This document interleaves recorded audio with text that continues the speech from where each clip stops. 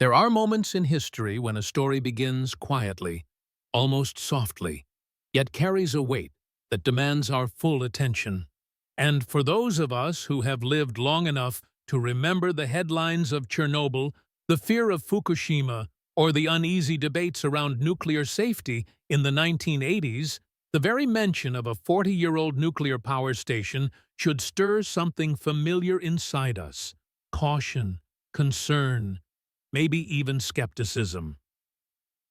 That is exactly how this story begins, with the almost instinctive question: is the Koeberg nuclear power station in South Africa still safe?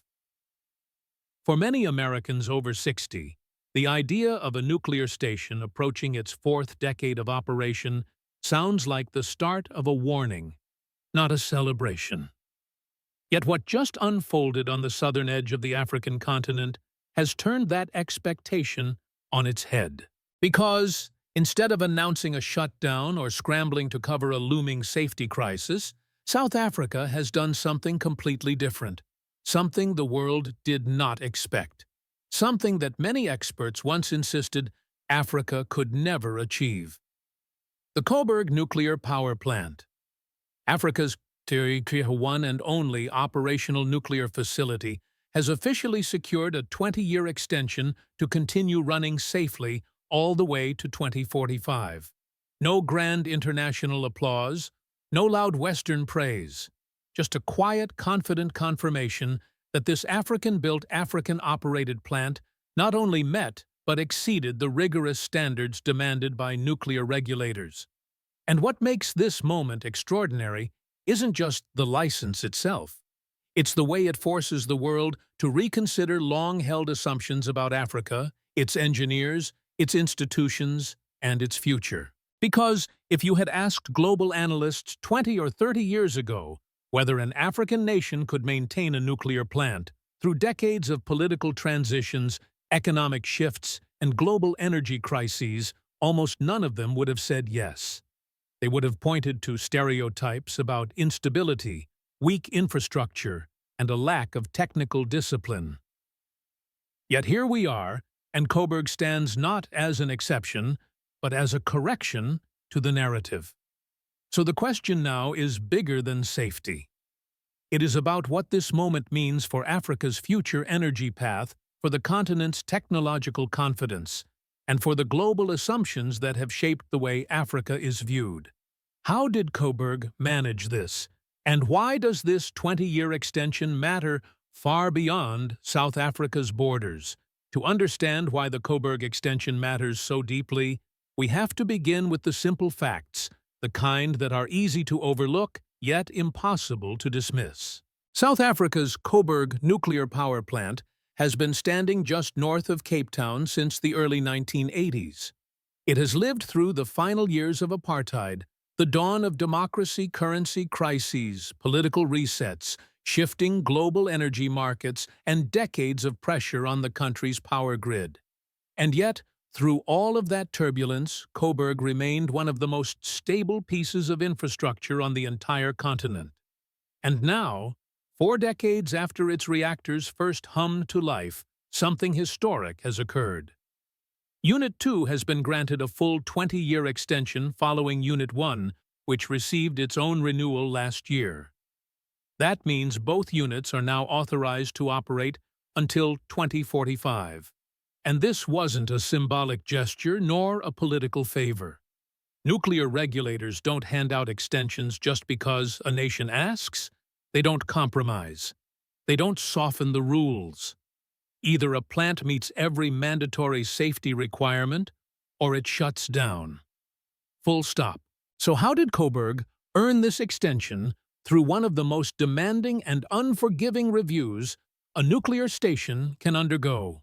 South Africa's national nuclear regulator conducted a multi-year inspection that examined every structural, mechanical, and procedural detail of the plant. Seismic resistance, reactor, pressure, vessel integrity, cooling systems, containment structures, steam generator, reliability, emergency protocols, personnel qualifications, and compliance with international standards recognized across the nuclear world. It was the kind of evaluation that has caused European reactors with far more resources to struggle on the first attempt. Koeberg didn't struggle. It passed. And this single fact is what shocked so many who had quietly assumed that Africa, a continent often portrayed as lacking technical depth, would eventually falter under the weight of such a complex facility. Yet the opposite happened. Koeberg proved that Africa is not only capable of operating advanced nuclear technology, but capable of maintaining it with a level of discipline and consistency rarely acknowledged in global discussions. This moment becomes even more significant when viewed through the lens of history. For years, global analysts dismissed the idea that an African nation could sustain nuclear operations over multiple generations. They leaned on stereotypes about unstable power grids, weak governance, and insufficient engineering expertise. Had you asked them just 15 years ago what would become of Africa's only nuclear station, most would have predicted gradual decline, followed by inevitable shutdown. Their predictions weren't just wrong, they were based on assumptions that never matched the reality on the ground. Because Koeberg didn't decline. It maintained a culture of precision. It trained thousands of African engineers. It adhered to protocols that are among the strictest in the world. And now, with 2 reactors officially licensed for continued operation, South Africa has sent a clear message. Africa is not late to the nuclear table. Africa has been sitting at that table for 40 years, working silently, consistently, and professionally. This renewal also marks a turning point for the continent. It proves that African nations no longer need to depend solely on imported diesel generators, unstable grids, or last-minute emergency solutions. They can build and sustain long-term world-class systems, and Koeberg is the living proof. In many ways, the 20-year extension is more than a regulatory milestone. It is a correction to decades of underestimation. It is a reminder that capability is not defined by geography, and that Africa's story has too often been told by those who never expected the continent to succeed.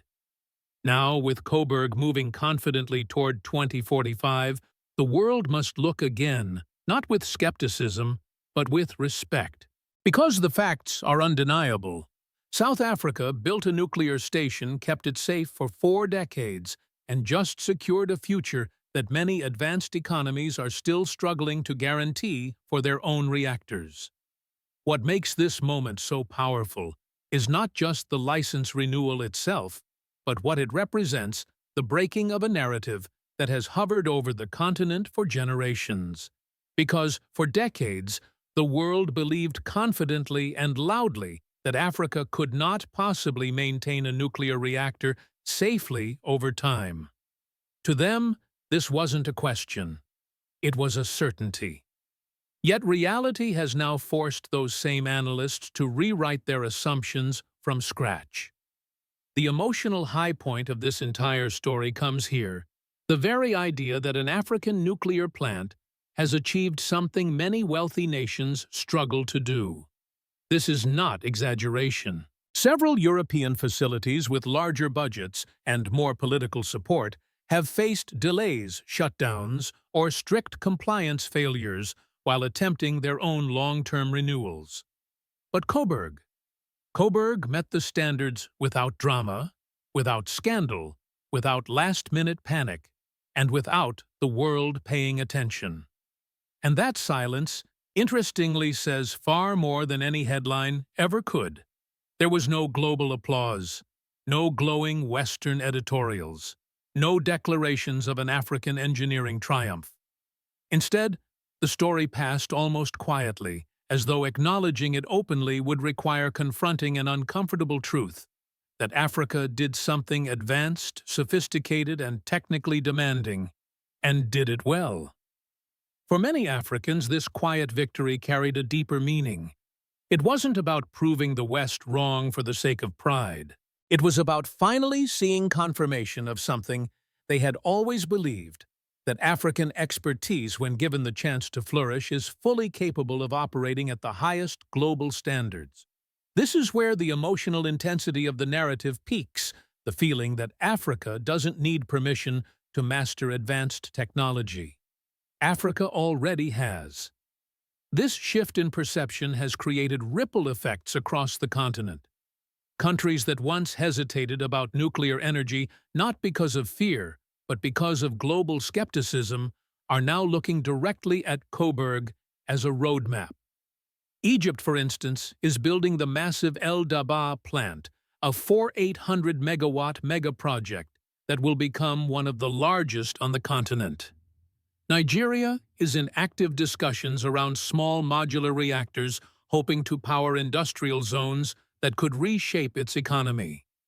Kenya has quietly strengthened its nuclear regulatory authority and begun laying the foundation for its first reactor.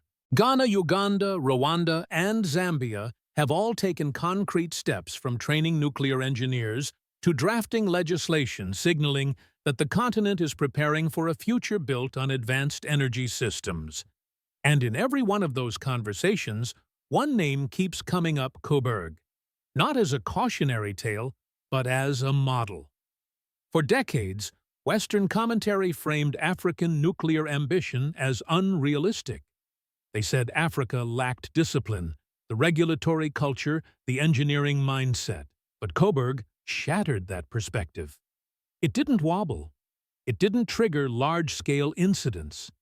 It didn't require constant foreign supervision. Instead, it ran quietly, steadily, professionally through political changes, global economic downturns, storms, energy crises, and more. It performed exactly as a nuclear plant should. That consistency forces the international community to rethink the way it talks about African capability. This moment is not just about energy. It is about the end of an old storyline. The storyline that said Africa must always catch up, always follow, always learn from others. Now, the narrative is reversing. Africa is teaching Africa. African engineers are training the next generation of African nuclear experts. And African governments are beginning to collaborate on what was once seen as an unreachable frontier. The reaction from the rest of the world has been quieter, perhaps too quiet. Some global powers are watching closely, not with celebration, but with concern.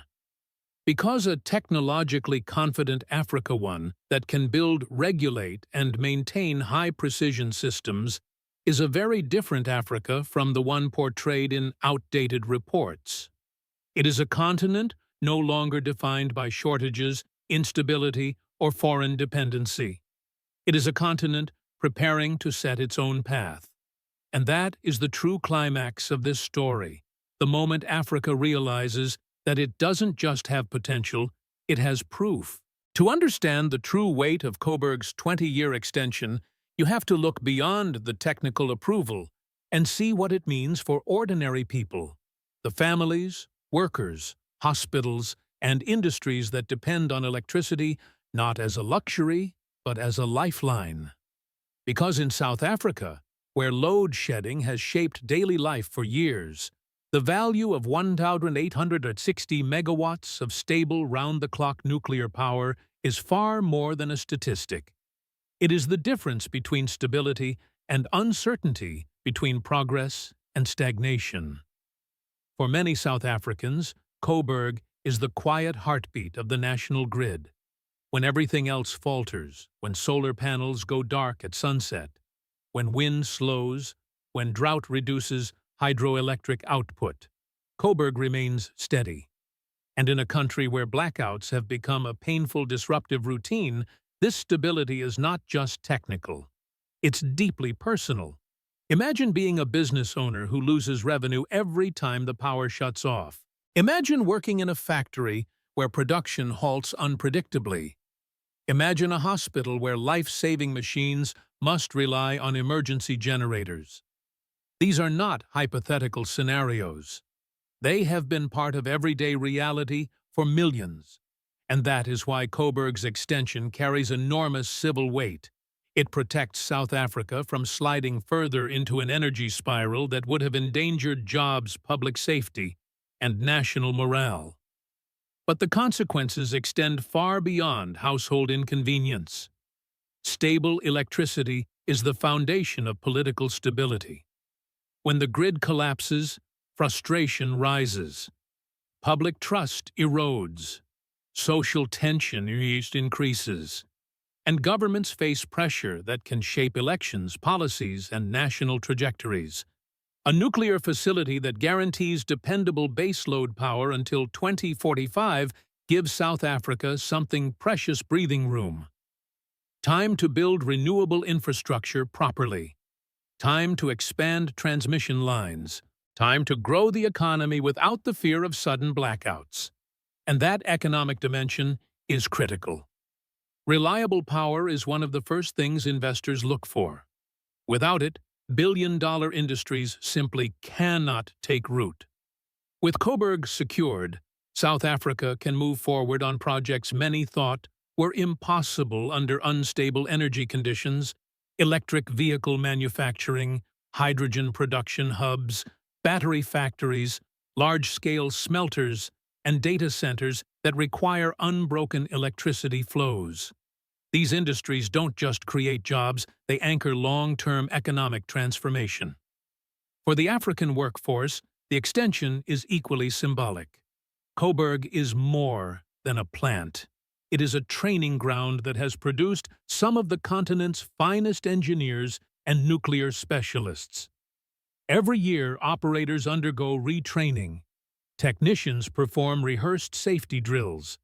Inspectors check equipment behavior down to the smallest anomalies. This culture of precision has matured over 40 years, and its continuation ensures another generation will inherit and elevate Africa's nuclear expertise. Politically, Koeberg proves something powerful: Africa can manage high-risk, high-precision infrastructure without foreign supervision. This is a direct rebuttal to years of external narratives claiming African nations aren't ready for nuclear energy. The success of Koeberg strengthens confidence not just within South Africa's leadership, but across the continent. It sends a message to policymakers from Ghana to Kenya: if South Africa can run nuclear safely for 4 decades, you can too. These ripple effects matter because they reshape how African nations negotiate, plan, and partner on energy in the future.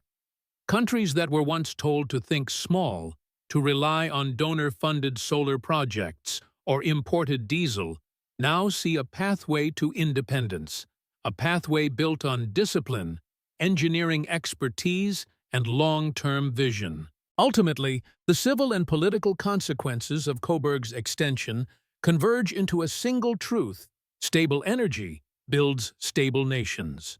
And, by securing 20 more years of uninterrupted nuclear power, South Africa has fortified not only its grid, but its society, its economic ambitions, and the confidence of an entire continent. From the perspective of the United States and other global powers, Koeberg's 20-year extension is more than an internal South African milestone. It is a geopolitical signal, quiet but impossible to ignore. For decades, the global assumption was that African nations would remain energy-dependent, reliant on foreign aid, diesel imports, and temporary grid solutions designed elsewhere.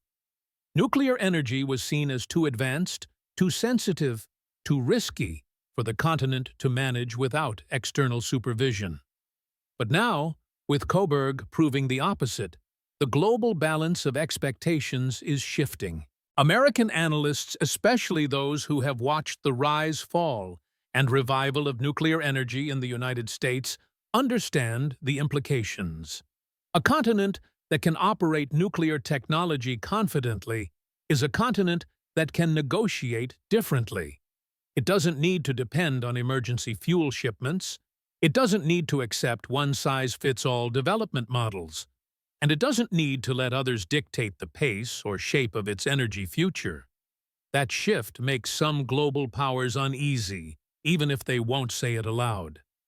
Because a technologically independent Africa disrupts an old pattern, the pattern in which outside nations were the architects, the suppliers, and the controllers of energy infrastructure.